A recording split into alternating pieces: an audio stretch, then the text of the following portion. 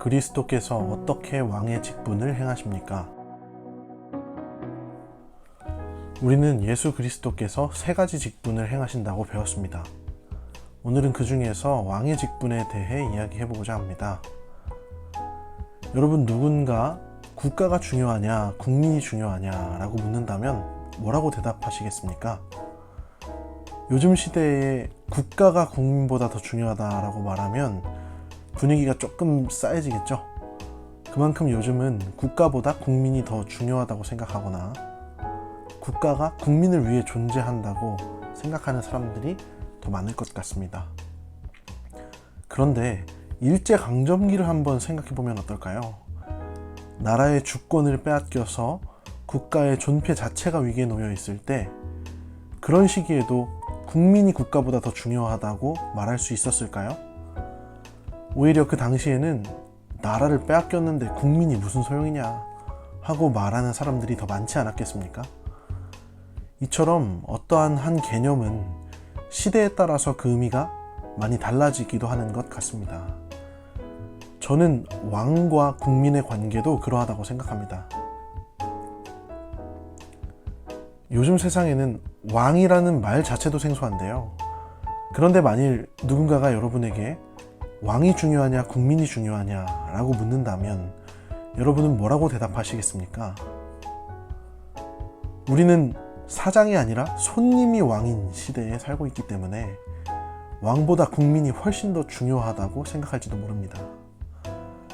하지만 주변의 강대국들이 끊임없이 쳐들어와서 약한 사람들을 약탈하고 괴롭히는 상황에서 믿을 사람이라고는 왕 한 사람밖에 없는 때를 상상해 보십시오.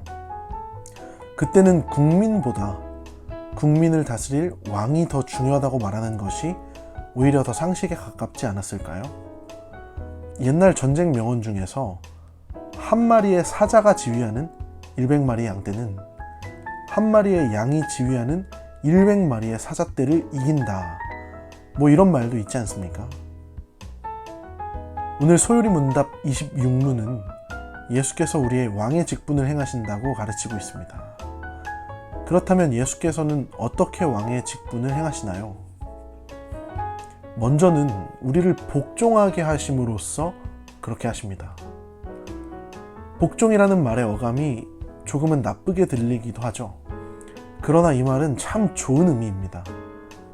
무력과 폭력으로 국민을 억압하고 굴복시킨다면 그 복종은 비참한 것이지만 초월적인 능력과 통치력으로 인해 그 앞에 선 백성들의 마음을 완전히 사로잡는다면 그러한 복종은 실로 아름다운 복종이 되겠죠. 예수께서 우리의 왕이시라는 말은 이러한 말과 같습니다. 너무나도 월등하신 그분의 능력이 우리의 마음을 사로잡아서 우리로 하여금 그분께 복종하지 않을 수가 없도록 만드신다는 것이죠. 예수님의 권능은 너무나 아름다워서 우리의 마음을 완전히 매료시키며 그분을 향해 모든 삶을 내어드리지 않을 수 없게 하는 놀라운 능력이라는 것이죠. 그래서 그분을 진정으로 알고 또 그분을 진정으로 믿는 자들은 더 이상 자신이 원하는 방향대로 사는 것이 아니라 왕이신 그분이 원하시는 방향대로 살며 복종하는 삶을 살아갈 수밖에 없는 것입니다.